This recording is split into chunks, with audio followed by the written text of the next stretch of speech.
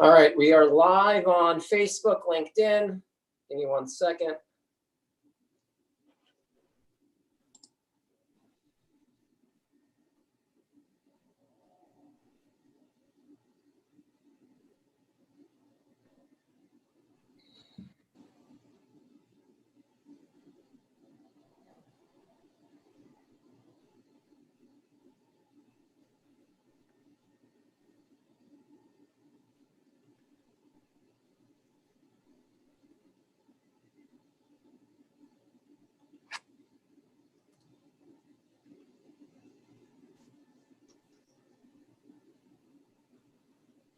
All right, we're live on Instagram.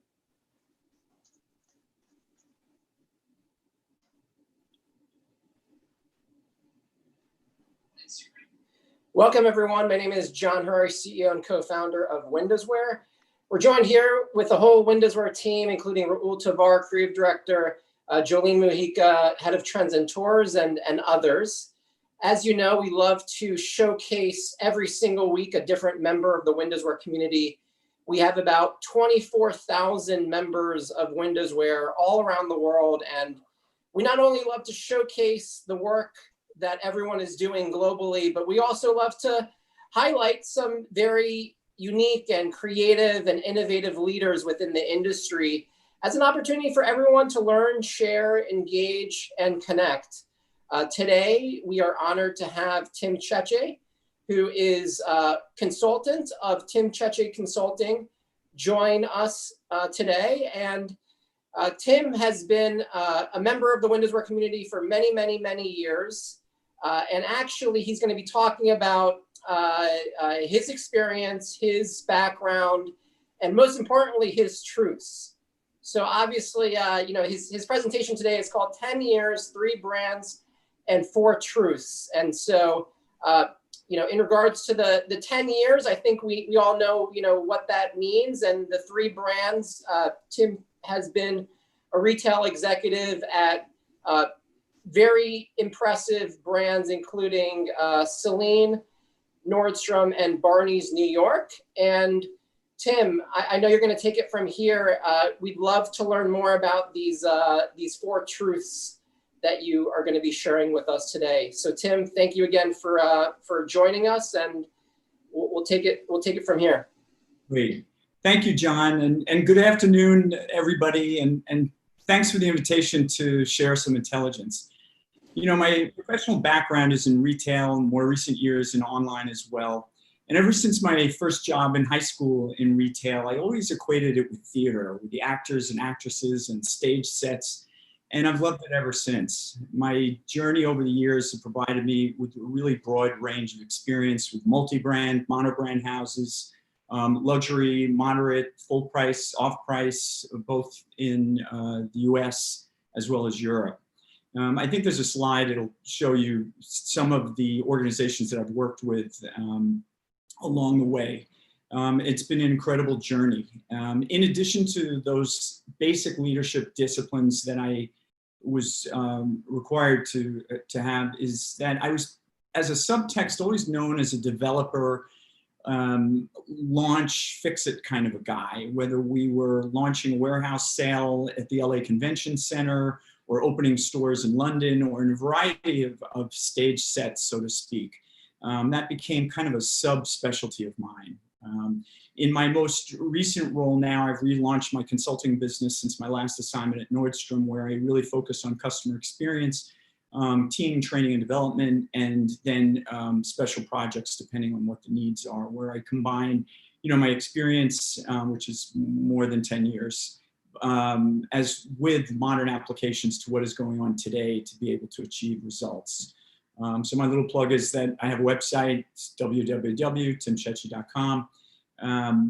So when John and the team invited me to share, I really thought long and hard about it, and I just finished an article that I'm getting ready to post called 10 brands, 10 years, 3 brands, and 4 truths. But here's the range. I've either worked with these company organizations or they've been clients of mine.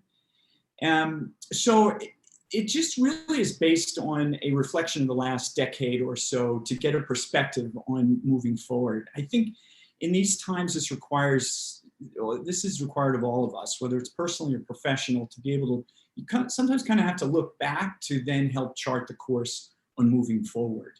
So I'm simply just going to share with you a few trends that I think are interesting that I follow, which I think have provided a backdrop for the times that we're in. And there are obviously more trends than these four.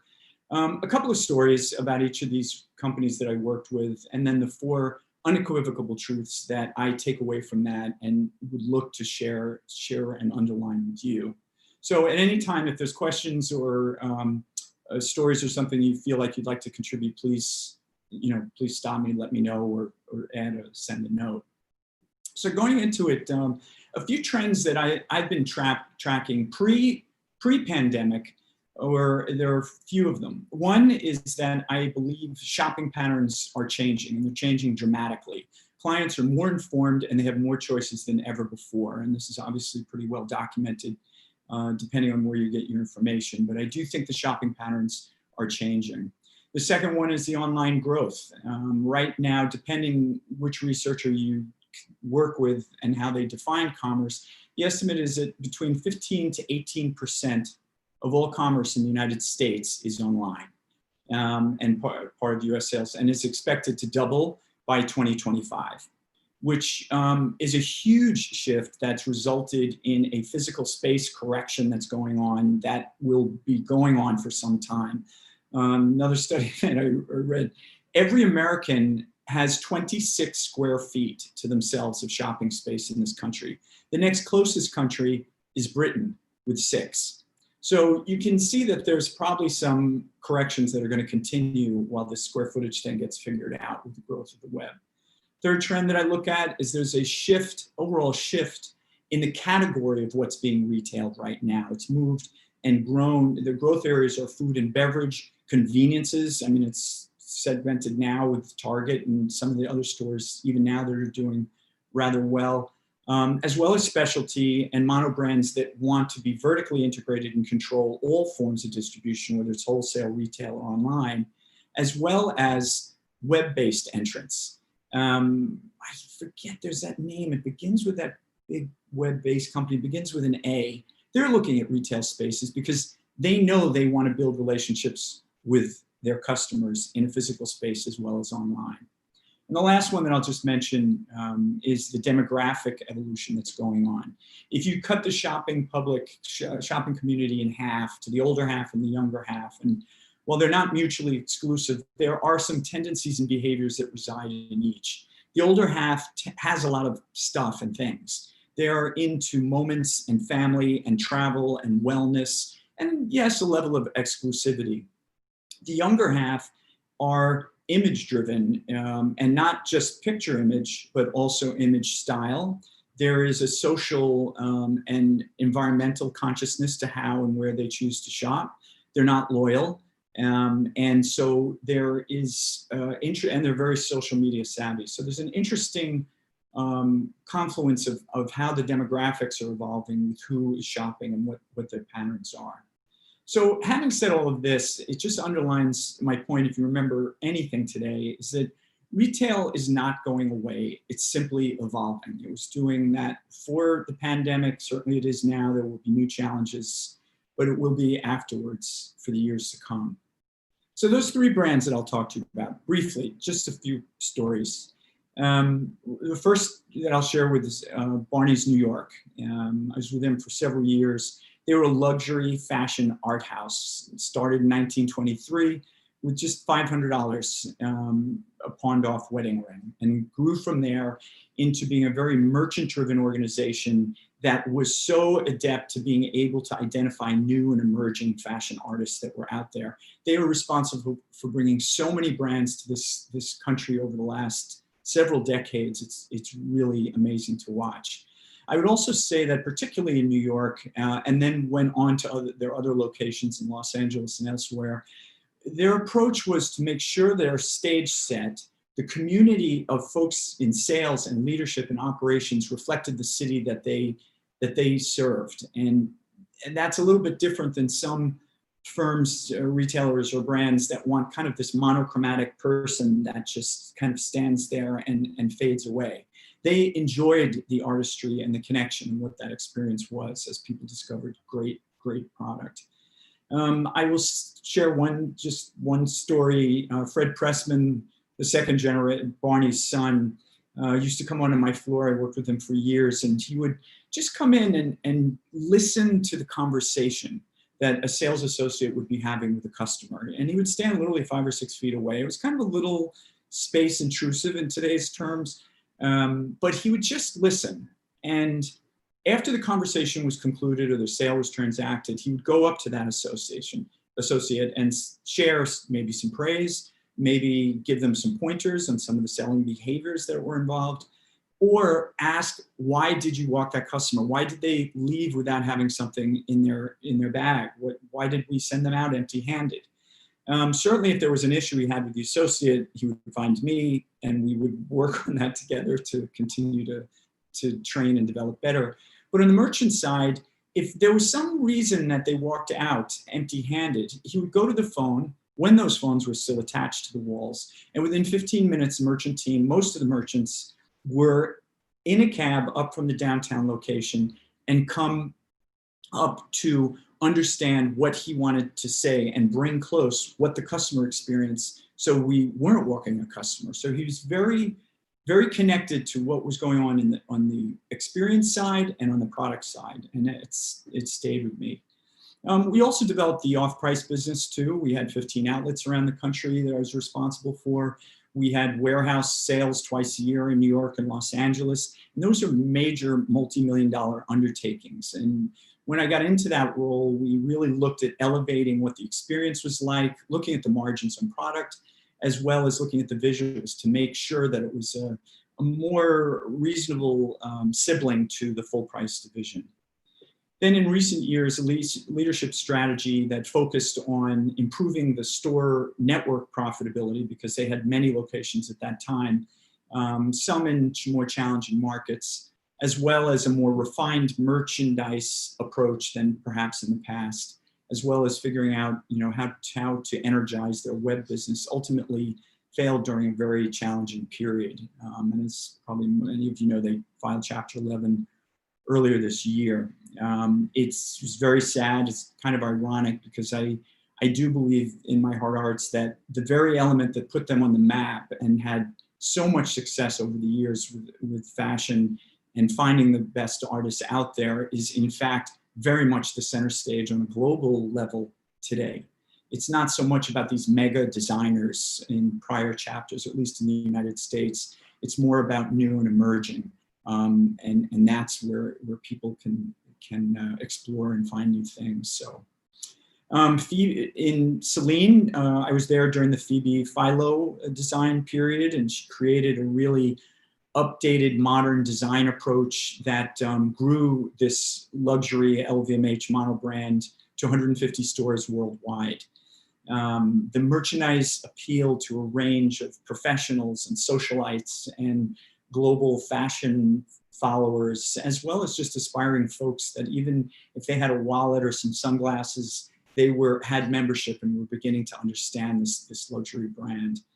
I was responsible for North American stores. We had 25 doors. And what we focused on was really building inspired teams, providing Paris-inspired training, as well as elevating the customer experience standards, along with refining store operations so it was a more consistent flow between each of these locations. There were some challenges too, beyond just the typical merchandising and marketing challenges that happen when you're operating internationally, as well as they were in their infant days of online development and researching that. There were some transatlantic leadership approaches that were different than what I had been accustomed to, and I have always remembered the story. At Barney's, you used to be able to get in a conference room for a couple of hours and plan and work on a warehouse sale or a store opening, or be able to work on a project regardless of the titles and the players in the room. And essentially everyone would have their orders in terms of what they wanted to do to achieve the goal. When our MD would come in from Paris, after we would visit our stores, we would do the same approach in getting in that conference room, myself and colleagues. And there's probably about a 30-minute attention span where he would permit the talking and sharing. And then it would turn into, all right, this is what everybody's going to do. And while that's a different leadership style and it may work in many instances, I also think listening matters, especially when you're trying to adapt to a local market and grow a business. So listening really does matter. So there are definitely no shortcuts. It'll be interesting to see how CELINE takes the next chapter of where CELINE is going. In my last assignment with Nordstrom made a bold investment in New York City, starting with a men's store about 1.5 years ago. But then much later in October, we opened the women's store as well as 2 Nordstrom locals. Not sure, it's pretty public knowledge. And New York City is the biggest online market for Nordstrom, which is interesting as a West Coast, Seattle-based retailer. So the investment was large. And as most people know, Nordstrom is a very customer-focused culture. They aim to serve, to be relevant in people's lives, and to build and form a lifelong relationship. That is their end of the day mission, and it's pretty amazing. I think an example was the Nordstrom locals that were opened on the Upper East Side and one in the Village. And these were 2,000 square foot spaces. These were not stores. They were, I look at them as relationship centers where you could order some things online and have it sent to that location, try it on. There would be a tailor on the premises. It was a comfortable location. You could meet a stylist there. You could have a drink. You could bring your kids and a dog, and it was just like a neighborhood place, not designed to sell as much as just enhance the relationship. They launched it in Los Angeles. There are these in New York, and I think you're going to see more of them develop around the country, which just seems to make a lot of sense in terms of how and what you allocate your square footage to. Funny story with Nordstrom. Bruce Nordstrom was in town, and the family was around regularly. Great group of individuals. And Bruce was the grandson of the founder, and there was a meeting with the leadership that we had, and at the end there was a Q&A session, and I remember being new, raising my hand and saying, what would you say to a new member of the family here? And I expected kind of a broad, long, involved answer, and it came simply in a sentence. And he said, Tim, you know what? Just smile. Get your folks, get the teams, get everyone to simply smile. And that really resonated with me because just from a human nature standpoint, when you smile, it makes you approachable. It sends an open kind of invitation to greeting someone. And that will always stay with me. So with Nordstrom, I think, they're new in town. I think they're really going to have to work hard in the merchandise mix to make sure that New Yorkers come back again and again. And I think they'll probably have to examine the square footage ROI because the women's flagship is pretty massive. So I just looked back at those 3 assignments that I have, as well as earlier ones in my career. And there are 4 truths that I believe really stand out without question, that are non-negotiable to me, that I would say if you follow them, whether it's before, during, or after the pandemic, if you follow them closely and pay attention, you will be able to go the distance. The first one is recruiting, developing, and investing in the best team that you can. Teams matter, and it reflects the market that you serve. So the first one is all about your team. The second one is culture. Build a strong culture that represents and tells your brand story and values and aspirations 360 degrees around. Quick short story, when we launched Gap in London, I was there for a couple of years. The CEO at the time, Mickey Drexler, was often quoted as saying, look, there are 2 types of people that work in this organization. Those that service the customer and those that support those that do. And that was a really good message to send to the team to understand what the company stood for, and really helped. It was a good culture driver, especially in a new country that we had to learn about. Third is just obviously make sure you're creating and maintaining and growing the best customer experience possible. Yes, times are changing, technology's coming in, we have automatic fitting rooms, things can be picked up, dropped off. there's all sorts of really exciting things going on. But when people put this down, they want to have a great experience. They still want to look at somebody and smile and have a contact with them that makes them want to come back and reminds them why they physically went to a place rather than stayed home on the couch and went shopping. So the customer experience matters. And lastly, I'll just say, and while this sounds obvious, we've seen probably plenty of examples there too, stay focused on the product and or service that matters and defines what your brand is. It makes a difference and should capture and tailor the needs of your customer and stay who you are. So in conclusion, those truths are team, culture, CX, that's the airport code for customer experience, and making sure you have the right product or service. That's about all I was going to say, other than retail is not going away. It's simply evolving. Thanks. Tim, I can't believe it's 3:25. You told me this conversation will be 25 minutes long and it's to the dot. So I'm beyond impressed. I'm beyond impressed. I would love to, thank you so much for this. This is amazing. I would love for the guests who are here or on Instagram or LinkedIn, if they can give us questions, if they have. And I'll start with mine because I always had this question and I feel like you can help me here. When working with houses from other countries, for example, with CELINE, and you're in charge of all the stores, you know, in North America, it's very well known that, you know, the behavior of like the client on all the culture, even just the culture of people from France and from like the US is quite different. What happens when, let's say, a French house has a very particular way to work that includes some cultural stuff? And you're here, you know, and you're American and you're in charge of all the American stores and the teams and the client. And there's some things that you see that they're not gonna resonate or they might not be the best one for your market. What do? How do you approach that? Do you listen to what they say and execute it, knowing that that might not be like best solution? Do you find a spot in the middle? Like, what do you find that right answer? I'll answer it probably with a couple of concepts. Listening is really important too, in terms of understanding. For any international brand that operates in many countries, you've got to understand what the tentpole is and what the core values are, and make sure you're part of that, you know, in that church, so to speak, to understand and honor that.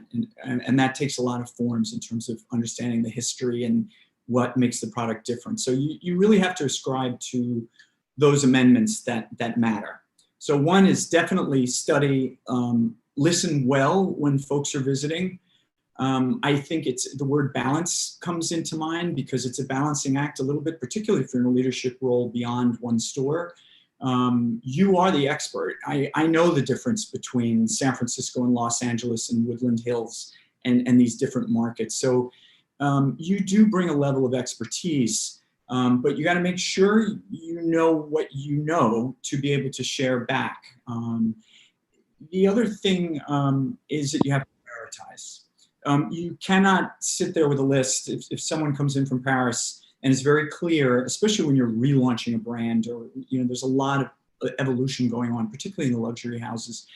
You really have to prioritize. Pick two of the three things that you'll fall on your sword about and don't waver and be clear about it. Polite, professional, listen. There's different leadership approaches, and I think it's a wake up for a lot of my counterparts and a lot of folks that I've worked with, where sometimes you really just have to kind of find your Zen state, listen, be on a walkthrough. Yeah.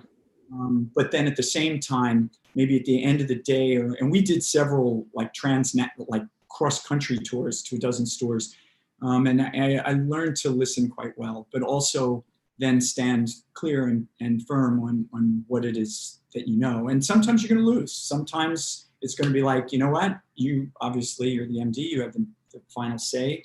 But other times, you know, that's a long flight back from the West Coast. And so there's notes and recaps and things that are taken back to the home office that they may find out from the US, that they just got reported from Beijing, that got also reported from, you know, their setup in Dubai, that have a commonality to them that may not have a headline or even give you the pleasure of knowing that it's changing, but in 6 months is flowing a little bit differently. Yeah, amazing. Thank you. We have another question from Alison Ashurst. It says, thank you for sharing your stories, team. How should luxury retailers measure customer experience in the physical stores? Well, there's many facets, Allison. I mean, certainly, if somebody is physically coming into the store, there's a level of acknowledgement and interpersonal connection that has to be genuine and true. And I was talking to somebody just recently about it, she's one of the top books with the firm she was with. And sometimes, no, you're not supposed to hit them at the front door in the first 10 feet saying, how are you today? You're supposed to have a level of flow to read, because there's certain profiles of customers that have everything, and particularly in the luxury market, that don't want to be encumbered. But boy, you better be there in the 12th step where there's a new yellow handbag that she's getting ready to pick up, to just be visually available. So there are many elements. Certainly it's the body language, it's the verbal communication. I would say now with physical environments and this Zoom world and online shopping world, you know what, sometimes maybe you just have to go to their place. Sometimes they're really busy. You know what, sometimes pick up, get a few things and go. And literally in my article, I cite this. I mean, sometimes you go across town to their apartment or their office and just talk to them and understand what they need. We had one associate, I'll never forget this, that we sent to Austin, Texas for the weekend. You know, it was a very established client. She and her daughter needed things, but they just couldn't leave Austin. And they wanted to participate in the brand. And so we sent the person to Austin. Why not? And it was a very worthwhile relationship and an exchange. You know, the other thing, I think as you get to know customers and they come back and you start to go the distance with them, you start to have a different conversation too that involves their kids, their second home, things that matter, and you're not trying to sell them every time. Sometimes we had a case with a customer of ours in Soho, and we got to know her really well. And she was the chairman of a nonprofit on the aside that benefited disadvantaged children. And so we hosted a night for her and her friends and a few people we wanted to invite, and we donated 10% of proceeds to that cause. And it really wasn't a big endeavor. It was a few cases of champagne, a couple hours of extra payroll, yes, 1 or 2 waiters. And it built such a really wonderful relationship, and it wasn't so much go back going the distance. I don't know if hopefully that's helpful. Yes, I think so. Does somebody have any question? Yeah, she say, thank you, yes. If somebody has another question, also John is helping in monitoring LinkedIn. That'll be, if you're shy, you can type it, I'll read it. Otherwise, you can say it yourself. What you were saying, Tim, I personally don't like to be approached at stores. Like I don't even like to invite my friends when go shopping. I like to go on my own. Yeah. It's interesting what you were saying. No, it's funny. Yeah, when we were in London, my first few days, obviously you have to be on the shop floor. There's just no ifs, ands, or buts. So I spent a lot of time on my shop floor in Regent Street, and I remember it lasted less than an hour. I had more of this approach. Folks would come in, and I'd let them come in just a little bit, but they would come in and I'd go, hey, how are you doing today? And boy, that is not how you approach folks. You may be able to do that in Chicago, but you are not doing that on Regent Street, because I would get reply after reply saying, excuse me, do you know me to even ask me a question of how I'm doing? And I learned it was literally a day, and I was like, wait, and so it was just an example to your point. Yeah, we have a question from Teresa Silva. She says, Tim, in all your years of experience, was there ever a time that you felt that you had to mind shift and rethink or adapt your approach to the business? That's, Teresa, that's a pretty involved question. I'll try and keep it light. I think in every new role, going back to the theater analogy, that in retail it's theater, is each script you have, each job. I mean, I was with Nike. I opened Nike Town, New York with Phil Knight. It was a whole different culture, a whole different mindset of how that was to be built. So I would say the shorter answer is each assignment you have to shift. You take the best of what you think your skill set is, study what is the need there, and you figure out how to adapt and give what it is that you have, and then also how to develop and go learn what you need to really assess so that you can be more effective. So I don't think it's one prescription. I've done it in every stop has been a different production. And I would even say, as someone who's had many different screenplays or stage sets, it actually helps you build your agility to adapting to a new culture, to a new environment. You know, I was with National Geographic. They were a client of mine for several years. I was commuting to Washington and helping them with their museum retail, their airport retail. We were integrating their catalog and online. So it was all one brand statement over several years. And you really had to know how to sit down with writers and photographers and educators, because their culture and their organization is so different than, say, Gap Inc. So I'd say you have to get agile and adapt to each screenplay and take the best of what it is that you think you can provide. Amazing. Team, okay, we have another, this is from John. You did an amazing job talking to us about your past experience and insights. Can you please share more with us about your next adventure, Team Chechi Consulting? Right now, I've finished my assignment with Nordstrom at the end of the spring in June. So I've taken this summer to reposition and reevaluate. I enjoy sharing knowledge. I believe great leaders are great teachers. So I am exploring being able to have sessions like this with the professional community, the academic community. So I'm exploring some of the speaking opportunities that are out there. I've energized my writing. I believe that there's a lot that I can share. It's just figuring out who needs it and in what way. Hence, like this article that I just wrote. And I'm also really focusing on looking, I think during these times, at least for the short term, this has been a great level setter, because I don't think anyone has answers, whether it's a large multi-billion-dollar corporation or a new startup. I think everybody's reevaluating what it is that they need, how to grow their business, how to reassemble their teams and the assets that they have to create something bigger, newer, better that could grow a business. So I'm kind of focused on new and emerging or groups that are saying, hey, we don't know. I'm talking to one person right now, a potential client, that is a brilliant artist. She's a designer. She's got an amazing concept and idea, and she needs somebody to help her have structure. Often artists have amazing things going on, but they also need to build a house that it can live in.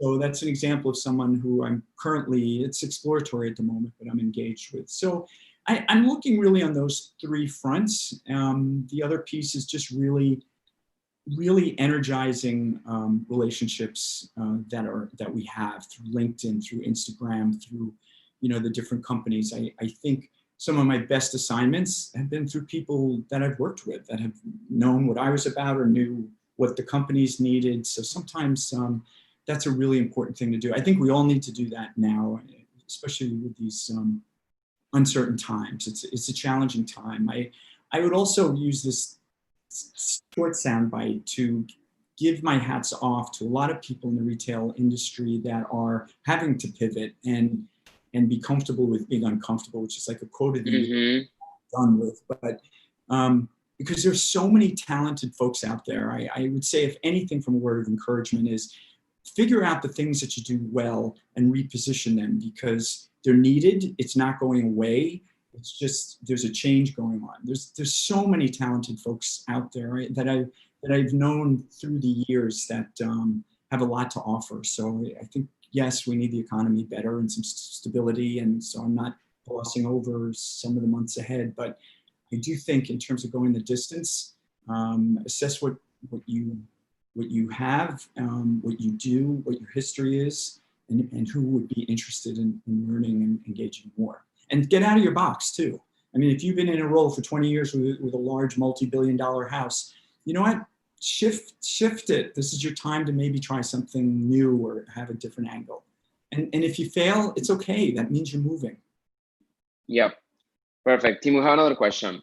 Tim, is there a particular book you read that really impacted your approach that covers that theater aspect so well? Oh my God, I have several. I would take my laptop into the other room, but it's a little messier around the corner. There are several out there. There's several. The man that started the Four Seasons hotel chain, it's Four Seasons. It's the man that started Four Seasons, wrote an exceptional book about service and starting out and what the journey is. Believe it or not, Who's Minding the Store is amazing. Amazing story out there. The Neiman Marcus story is inspiring. So there are several. If you want, I can send a short bibliography maybe to you, Raul, or to share, or maybe I'll post it. Or yeah, something. sure. It's really amazing. Great. That'll be amazing. Yeah, if you can do that, we'll make sure that everybody gets that follow up. I will. There's another question from Jolene. This is a very challenging time for retail. What is something you're excited about emerging as a trend in retail post-COVID-19? I would answer that in two ways. I think there's some categories that were gaining momentum pre-pandemic and that are going to continue on the rise. Health and wellness is not going away, and I think is going to be really important. The beauty is important, and it's related to health and wellness in some respects, is not going away. And ironically, post-pandemic, when things get fired up again, and I realize this segment it may be a slower take just because people need to feel safe getting on ships and planes again, but the travel industry was just getting poised to really start to diversify and continue to grow. I was really by some of the ads that you see for a lot of big cruise liners that are appealing to different segments. That cruise lines are not just for people that want to be on a boat and go to 4 stops in the Caribbean and then have a carnival. There's some that are appealing to a smaller community, an exploring community, a luxury base, smaller ships. So I think travel is another area to answer your question. I'm excited because I think for the brands that have very clear focus, going back to my 4 truths, that really have their product down, I think there's going to be some really interesting evolution on places to go.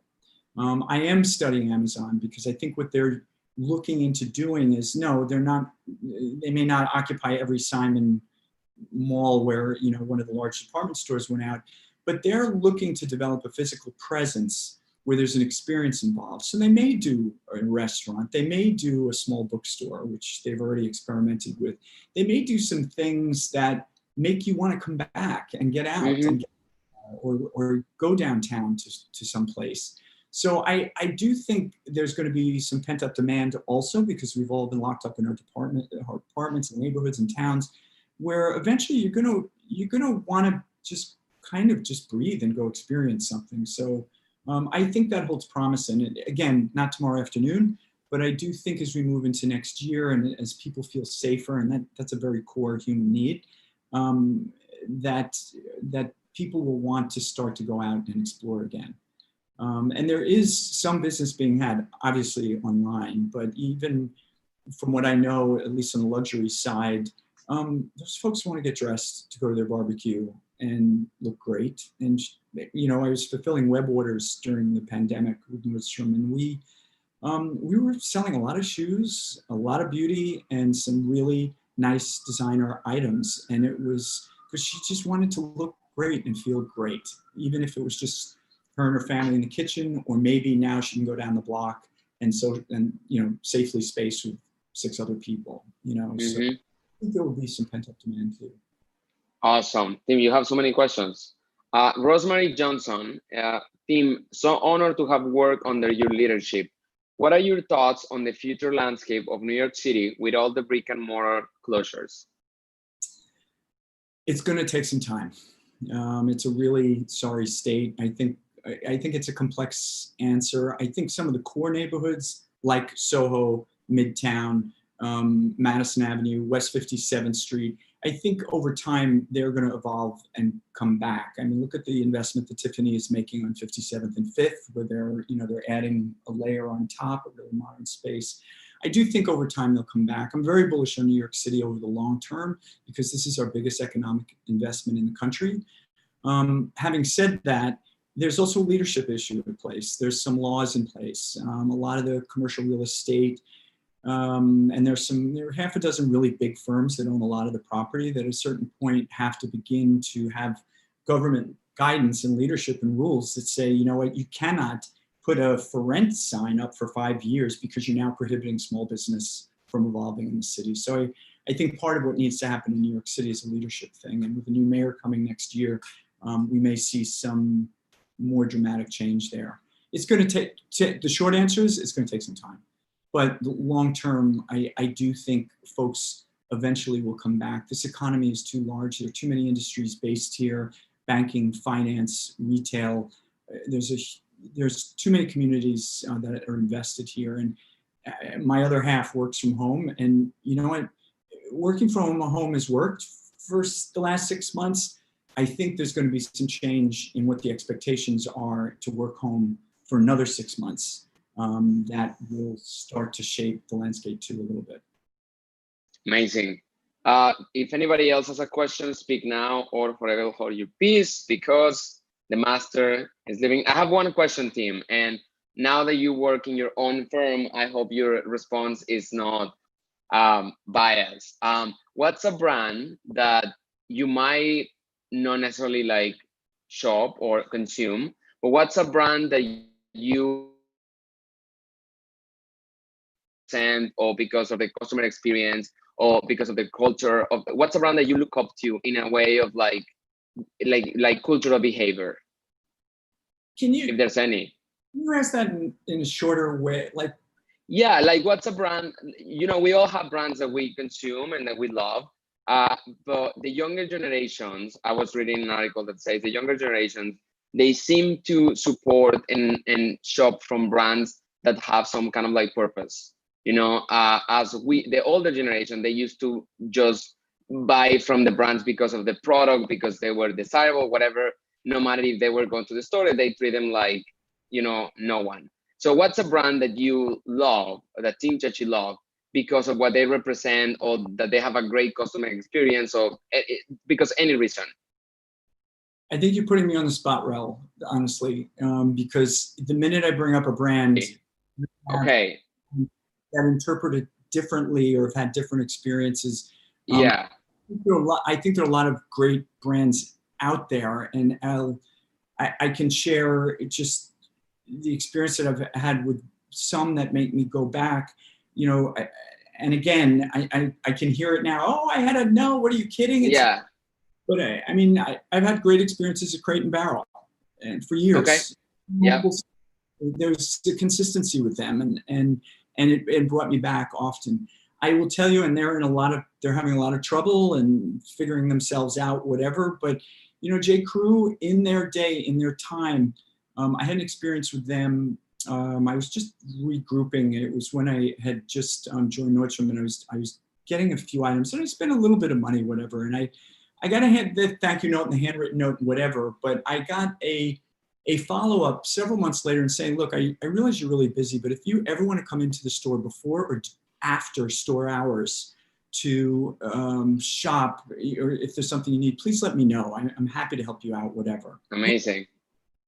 And no, I don't need to buy jeans at 8:30 in the morning before. Yeah. Just the gesture is what. Yeah. And since then, it was very smart because I probably told like 100 people, just like, can you believe? And I know they have their issues and their problems and they're figuring things out. To me, maybe part of the answer is if you have a really great moment in a place with a human, and yes, of course, with the benefit of technology and how that plays into the visit, it's worth going back because that makes a difference. Yeah. And there are a lot of, and there's some great luxury brands out there also. I'm a big Hermes fan. I mean, I can drop a few names for you, but it just really matters with the whole engagement. Yeah. makes you feel? I personally found the customer experience at Coach very lovely. I feel like it's very approachable whenever I go. It's a great experience. You know, I love the staff, the way it's just, I don't know. It's a brand that I will go back if I ever, like, I would love to go back and just experience that thing again. And Perfect. I would just add that I think this whole how it makes you feel translates to airlines, to restaurants, to hotels. Yeah. It's certainly, I mean, we're talking about retail today, but that's the real essence of it. And then it goes kind of back to what I'm saying about teams and having great culture and really making the experience right. If you keep focused on that, yes, you're going to have challenges. We're all having headwinds, but I think you're going to be able to go the distance just a bit further. And it's because some companies just forget one or two of those things and get caught up. And get distracted or think they have it down. And it's like, well, don't forget that piece, because you're competing against 3 other big entities that are doing that a little better than you know. So. Yeah.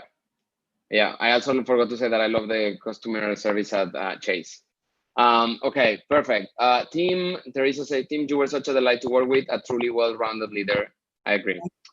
Thank you for having me, John, Raul, everybody. Thank you to you, Team. Thank you so much for everybody who tuned in. This conversation is gonna be saved on WindowsWear in the event stuff. For if you wanna send it to your colleagues or friends or whoever that wasn't able to make it, you are gonna be able to find it there in a couple of hours. Thank you so much. I wanna personally say thank you to Tim in the name of all the team at WindowsWear. Tim has been a great supporter over the years, and would love to work with him, and just to it was a delight to listen your experience today, although I knew a few things because you told me before. Perfect. Thank you so much. Thank you so much, Tim. I'll see you soon. Cheers. Ciao. Bye.